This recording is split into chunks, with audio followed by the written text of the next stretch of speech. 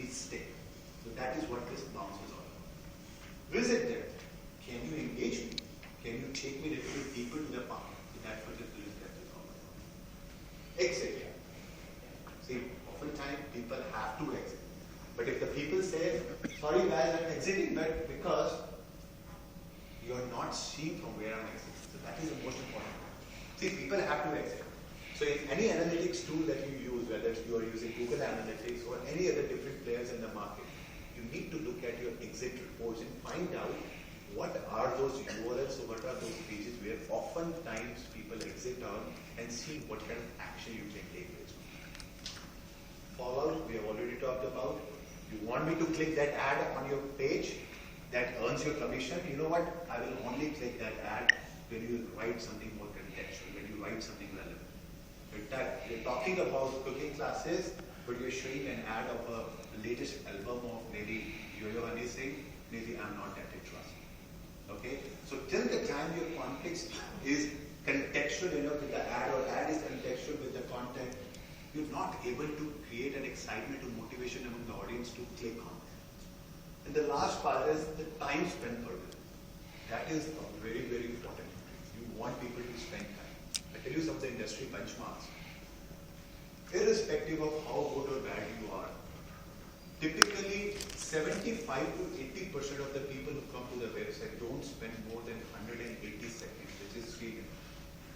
This applies to Flipkarts of the world also. This applies to CNBC also. This applies to Technorati also. Irrespective of how sexy, how good, whatever you write, 75 to 80% of the people will leave the website within 3 minutes.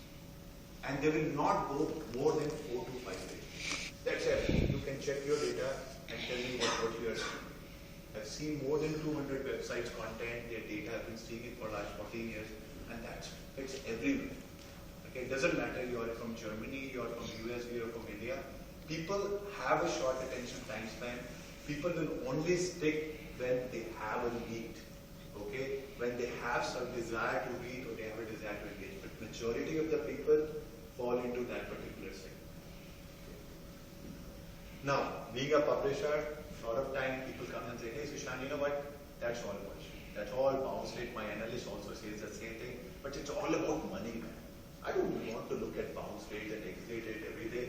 The bottom line is, can you be practical? Talk about money, man. How can we make money from the content that we're on? Okay? So in order for you to make the money through the online publishing world, there are 3 chasms you need to cross. Okay? One is the acquisition, where if you are a big publisher and have a lot of money in your wallet, you can keep on spending money on display ads, running some PPC campaigns. You can hire an SEO agency to drive organic traffic. Okay? Maybe you can have some affiliate partners driving traffic to your website. So this is all about spending money.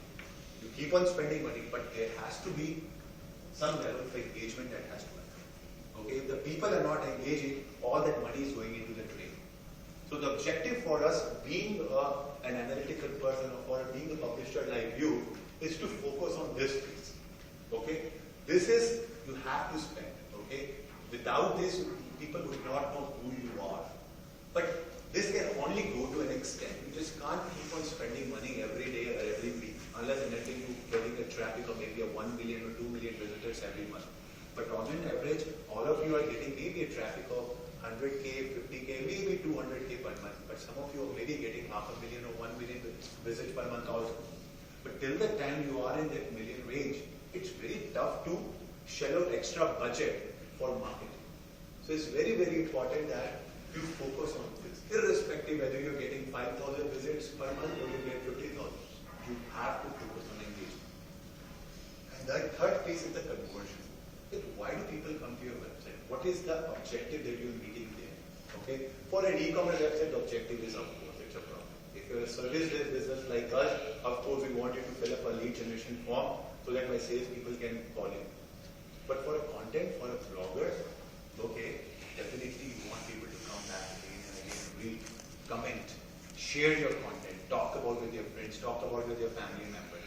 Okay, at the bottom of our heart, I know that I want them to click on that ad and earn me some commission. We all want to earn money. That's a second source of income that everyone would like to have. Okay? But when you look at all these 3 different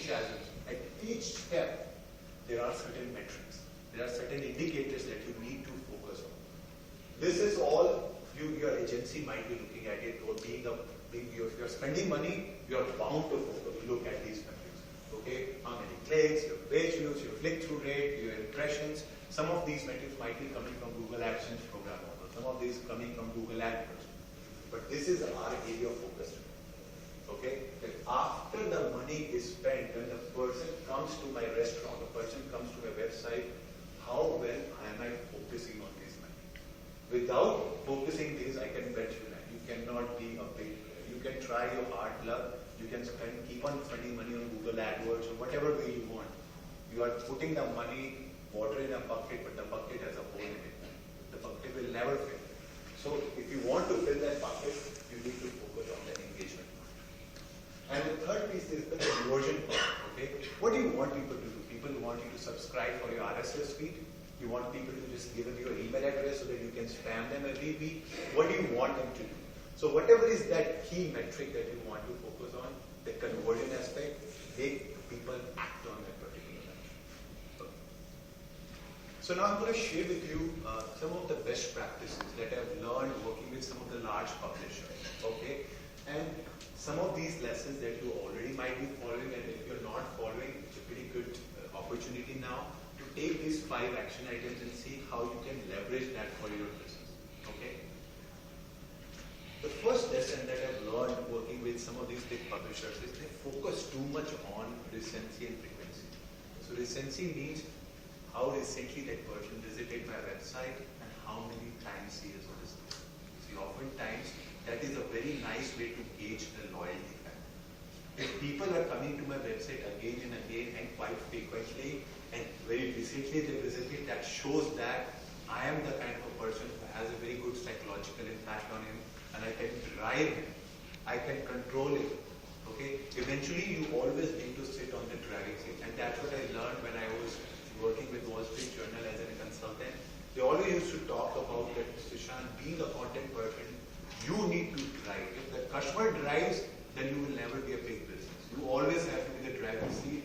Each and every author who writes content for us, whether it's a guest blogger or any of the journalists, make sure that every author, every journalist has to sit on a driving seat and drive that engagement. Okay? We just cannot survive based on the marketing and just keep on shedding money from our pocket. Number 2 is, to survive and thrive in this competitive world or ecosystem, you have to be platform agnostic. I think we have heard in the morning also about mobile, responsive design and all those things. Without a mobile application these days, guys, it's very tough to survive. People attention time span is decreasing.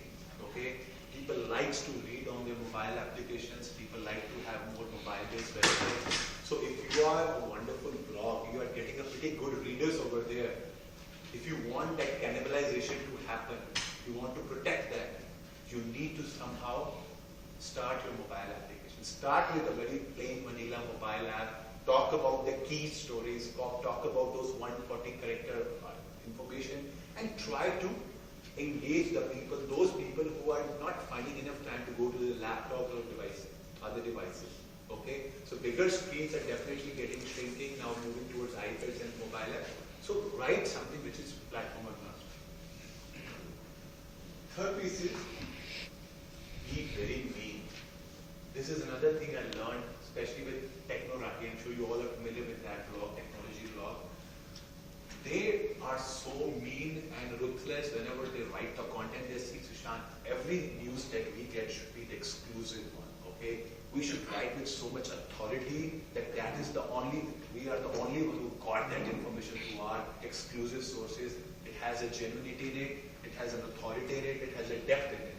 Okay, so whatever you write, it should be very high quality, and write with authority. That you know this subject very well, you have a depth in that area, and that's what we learned being a consultant. So when I was being trained as a consultant a few years ago, I spent a lot of time with eBay. So what they used to teach us was that, Sushant, majority of the people are street smart. They know the breadth. Okay, you can talk to anyone on the planet, especially if you're going to India, you talk to every Indian about any subject. Everyone has an opinion. Okay, you talk about politics, people will talk about politics. You talk about cooking, they will tell you how to make kebabs also, even though he's a vegetarian. Everyone has an opinion. So, but the challenge is, the depth is not there. Now, how to bring that depth? That is the key aspect. And in the content field, if you don't have a depth, it's very tough to engage a person. There's a guy, he's oftentimes published a pretty long article. His name is Avinash Kaushik. He's a brand ambassador of the Google's analytics solution. And if you read his blog, each and every post that he writes is at least 4 or 5 pages. But just imagine who is reading a 5-page post on his blog. But every post that he writes, he gets at least 150 to 200 comments. I don't know how he gets that. Who has time to read a 5-page post? He writes maybe once a week, maybe twice a week, but everything he writes has so much depth in it that technology people like us want to go deeper into that. We want to leverage that depth that he's demonstrating it and trying to inculcate it into our day-to-day practice. So people are there to read that. It does not matter that people attention time span is going down. It's all about what you are writing about and which audience you are targeting. Okay. Fourth piece is create a test-driven culture. This is another important point. So I'm sure some of you are showing ads out from Google AdSense, but some of you might be having some private relation with some of the big advertisers. Okay, you might have got a private relation with MIT University in Noida. They are saying, okay, show our skyscraper on the homepage. Okay, or maybe some other real estate on the website. So whatever you show, always test whether text is better than image. Okay, whether the big size, banner size is more effective or what the small size is more effective. Keep on testing it, man. In our analytics world, without testing, I think we cannot just survive. So just create a culture that if you're giving 3-4 key spots to Google AdSense to serve the content, make sure give enough space to these ads that they can easily demonstrate the key message that those advertisers want to convey, and the context should also be contextual. I'll give you a very interesting case study. I was working with a brand called Ralph Lauren. Okay. And Ralph Lauren, they make $600 million from their online website in the United States. And just imagine 600 million. So they engaged us as a consulting company and asked us, Sushant, figure it out on our website that when a person goes to a product page to look at a nice sweater or nice coat that he wants to buy, which attribute of the product has the most profound impact on the revenue? Okay? So we looked at the product image, we looked at the product title, the description, the price, the quantity, the different views of a product, front, back, rear. After doing a lot of tests on their page for 8 weeks, what we found that a 500 by 500 pixel image has an 85% impact on the revenue. Just imagine, 85% of the revenue that gets generated on their website is influenced by a 500 by 500 pixel image. The same philosophy can be applied with your Google AdSense ads also. A bigger the ad size, the more profound impact it can have on the reader that is looking at it. But I'm not saying it should overshadow your content. Your content should be the main factor which is actually drove this person there. So maintain a nice balance between the real estate of your website plus the content that you show. And the fifth lesson is very particular about the contextual aspect of your ads and set up their filters very specifically. That means if you're using Google AdSense, make sure in Google AdSense you have a feature called you can specify certain filters to restrict certain type of ads which are not relevant to your category or to your vertical. Just apply those filters so that those non-relevant ads which are showing should not be shown there. So that people should not feel like, man, every time I come and read about this amazing content, he just keeps on distracting me, just flashing over this text ad, which just does not make sense. What is he talking about? So just maintain the contextual aspect. So these are the 5 fundamentals rules I learned working with some of these top publishers who are getting millions and millions of traffic on their website. And here comes some of the reports and some of the segments. So if you're using Google Analytics tool, or if you're not using Google Analytics tool, see, I've spent my last 14 years playing with analytics tools. There are so many players in the market, but if you have never used any analytics tool, my suggestion is start with Google Analytics. First, it's free, and number 2 is it's very intuitive. You can teach your dad also about it. Trust me, I've tried that. And it's not tough. It's very common sense, and it's just a matter of the fact that you just need to create a habit of understanding what these numbers are talking about and how to find context among them. Okay? So look at the first report.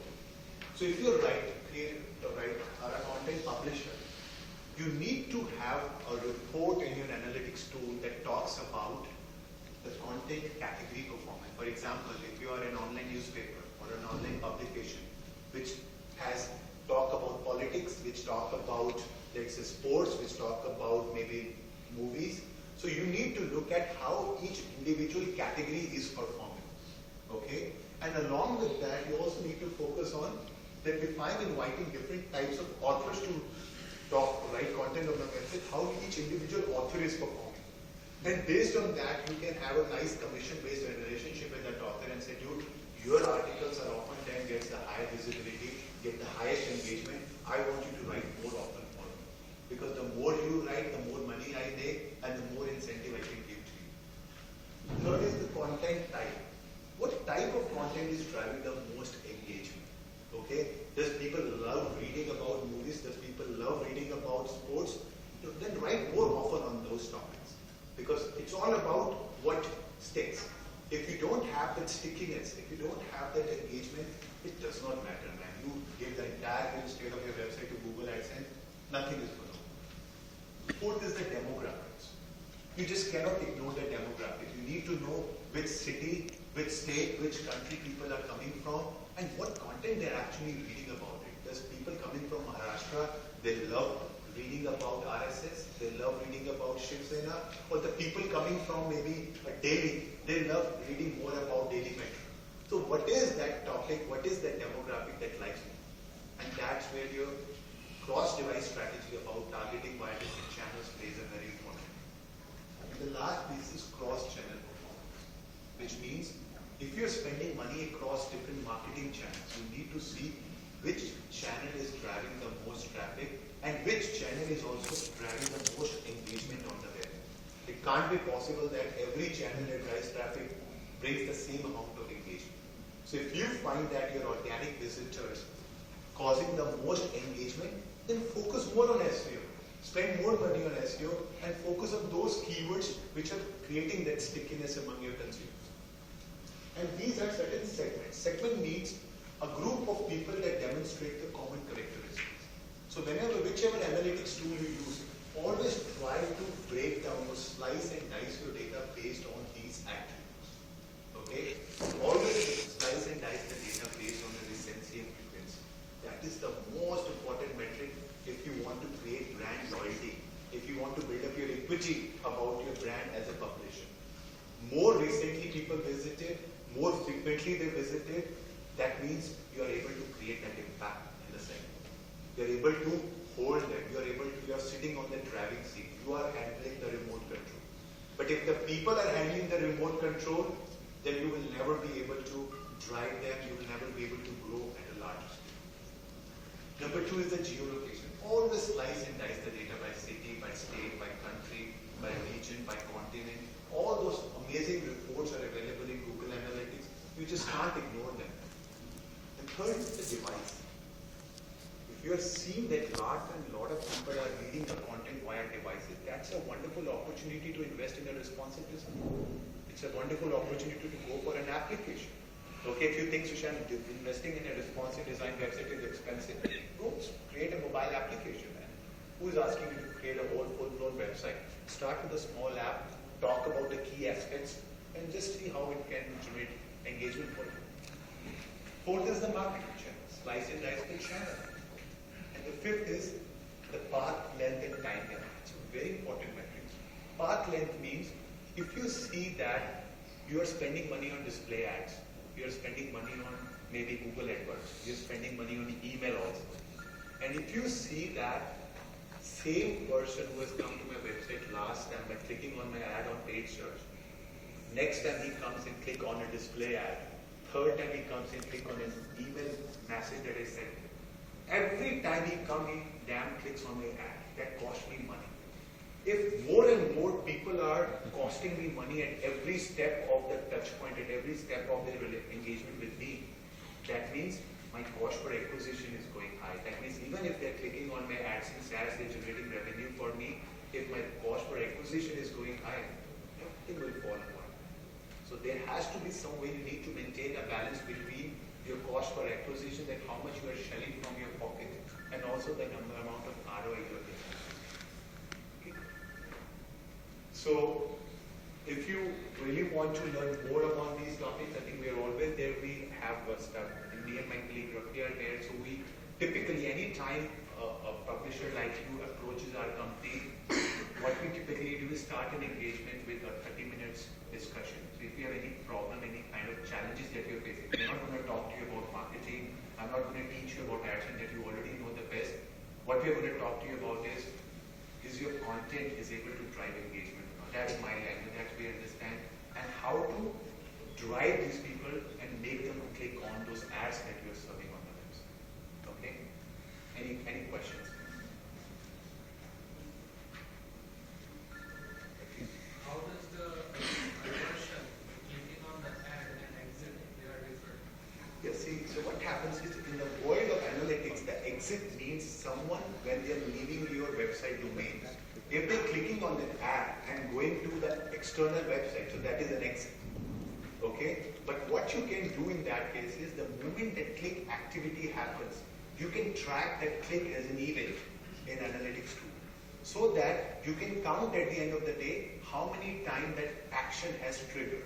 Okay? But it will still be considered as an exit because they have left your domain and gone to an external domain. Is it the conversion is like less engagement? Is? The conversion, like clicking on the ad is a conversion and that is affecting my bounce rate and everything. See, the idea here is, your point is valid that eventually we want people to come read the content and click on that ad. If they are just coming to the one page, reading it and clicking on the ad and meeting the objective that they wanted to, it's okay. Eventually, objective has to be met.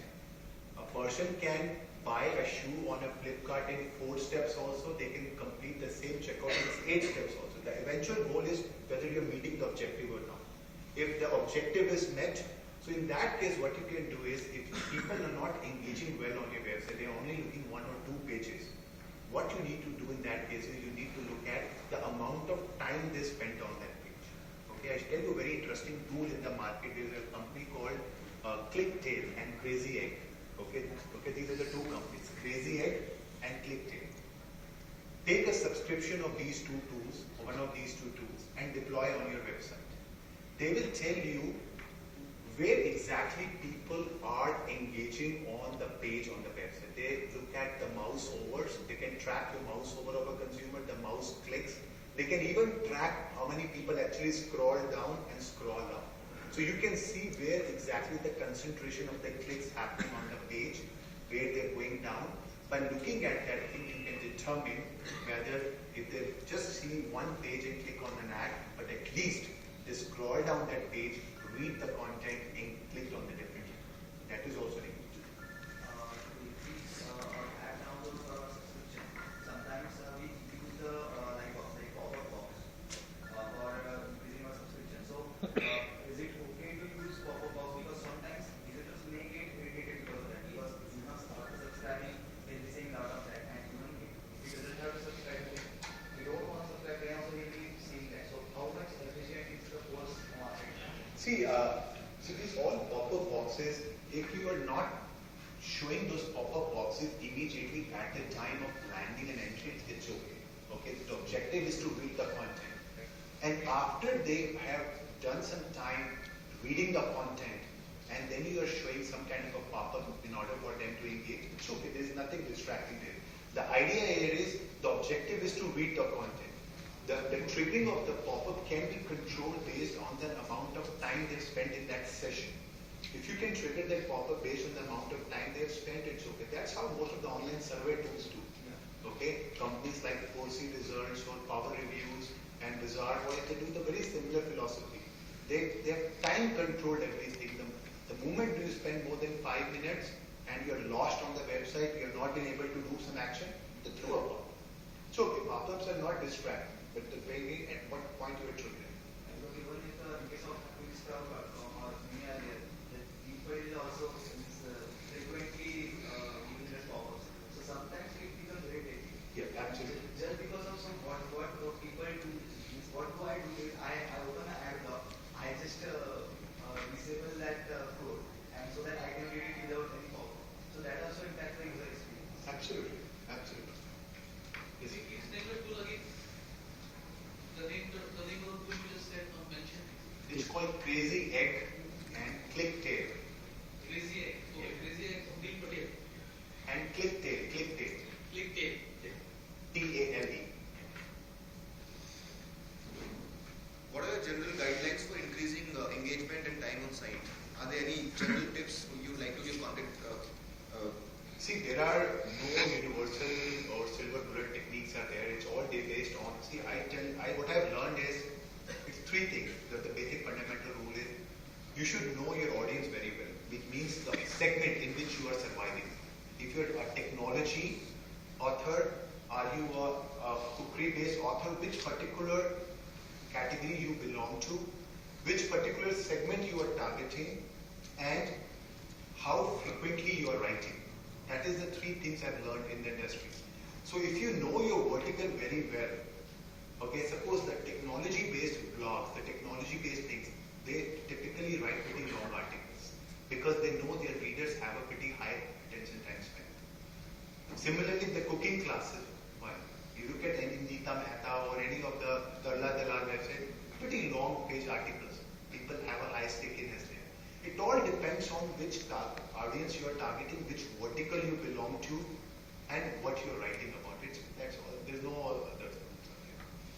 Would you say that the layout of the article, the typography, the design plays any role in the page views per user or the time? I tell you, there are certain rules there. So when you write a title of a page, the title of the article has to be very crisp. Okay. So typically, what I suggest is don't go beyond 70 to 100 characters. Okay. I know it's very tough to write such a small article title, but if you can write something very crisp, okay, to the point with the right adjectives, it plays a very important role. And when you talk about the body of an article, the way it has to be positioned, my suggestion is what based on the data. I'm talking about based on the numbers what I see. Okay, the moment you go beyond 1.5 pages, means your A4 size paper, the moment you go beyond that, it becomes very tough to engage a person. Oftentimes, people 80 to 85% of the clicks or the concentration of the clicks on the page are above the fold. That means people typically don't scroll down that often, unless you're talking about something really, really controversial, something really engaging.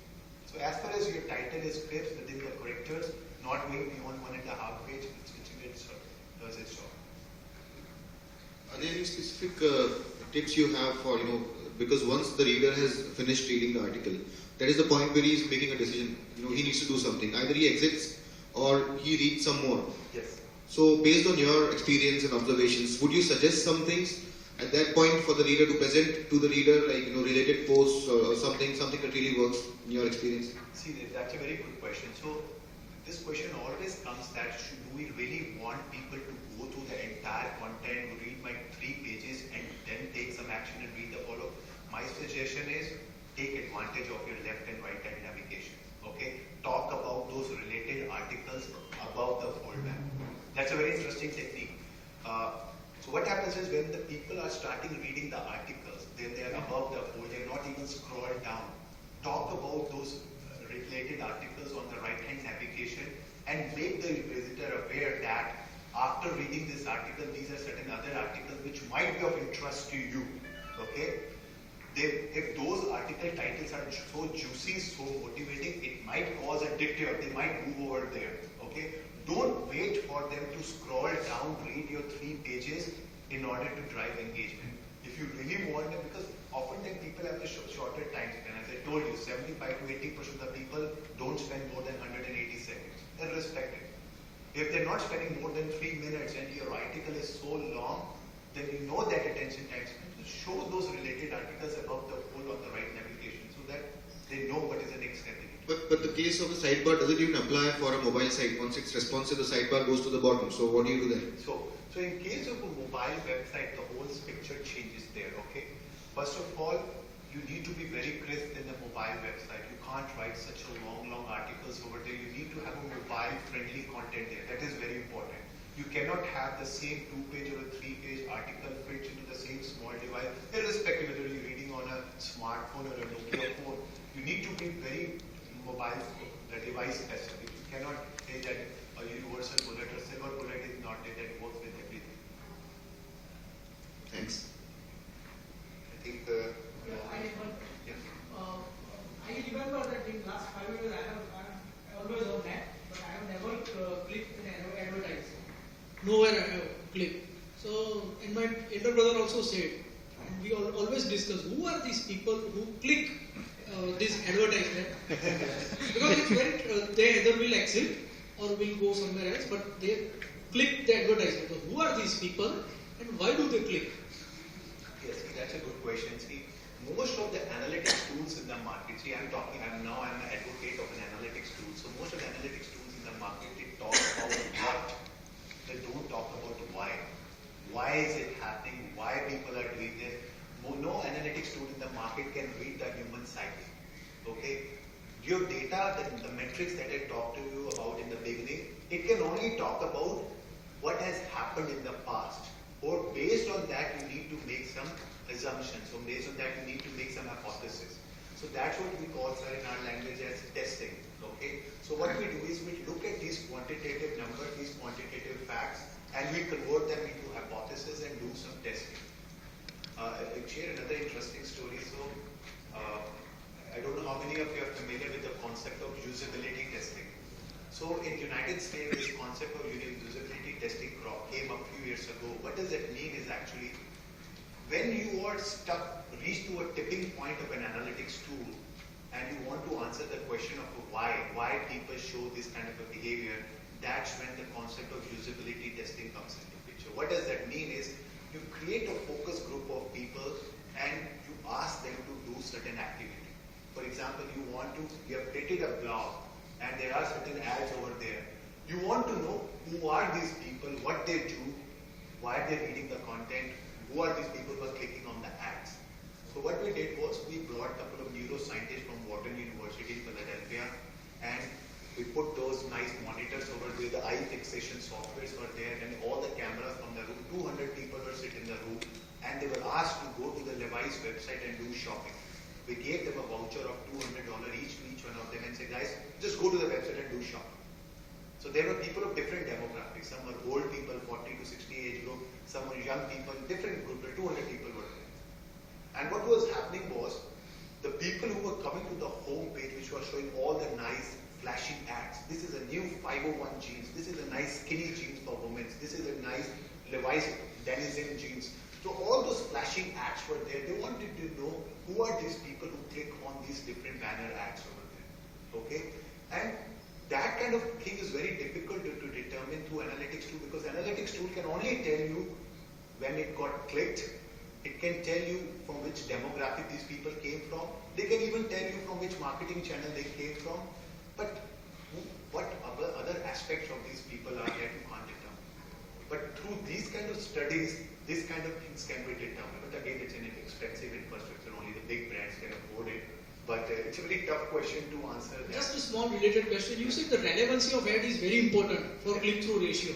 And you said that non-relevant categories should be filtered. Yeah. But will not that narrow down the chances of attracting good ad by revenue will be affected? Absolutely, it will narrow down your chances. But again, it's a trade-off. You have to make a choice. If you're writing such a wonderful article about politics, when every time you're seeing a picture of Lady Gaga and Ryan Adams showing pop over there, it's your choice. You want to keep on showing, it's okay, it's your choice. But if you want to filter down certain categories of ads because they're not relevant to your content, it's your choice. It's a choice game. It's not mandatory. It's no hard and fast thing you have to filter it. So adding on to the same topic, there is an option called interest-based ads and content-driven ads. Yes. Okay. What is your experience talking to a number of publishers Yeah. about the same? Like, what is driving the ad revenue more? See, what I've seen here is people typically focus more on the interest side. Okay, this is again the data. I'm talking about the data.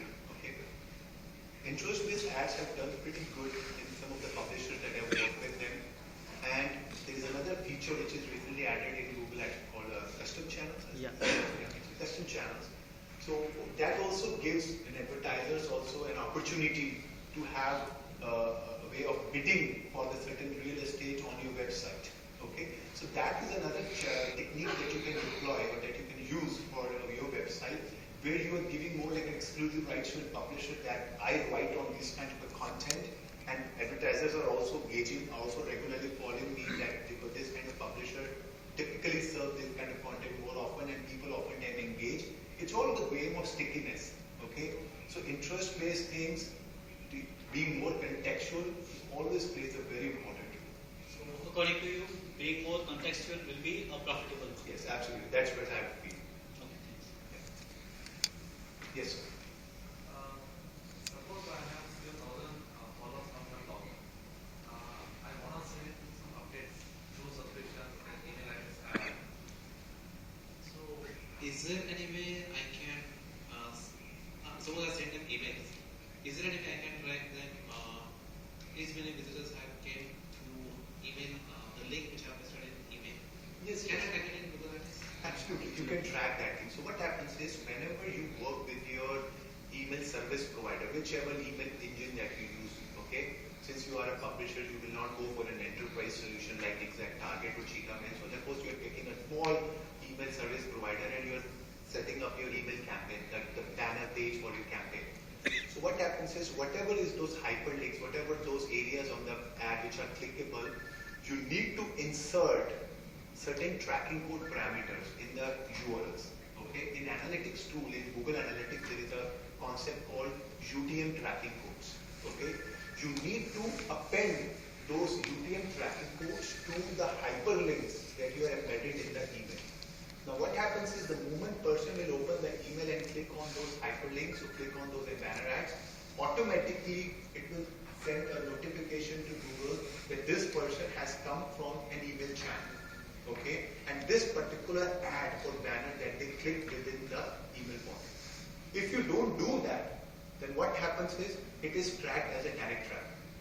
So that is where most of the analytics tools fall, because the idea here is if the analytics tools knows what is the referring domain from where the traffic is coming from, then it's perfectly fine. But if the referring domain, that the channel information is missing, then they by default assume that it's a direct traffic. Okay, Thank you. any other thing? Cool guys, so if you have any more questions, we can always discuss after this presentation. Okay. Thank you. Thank you.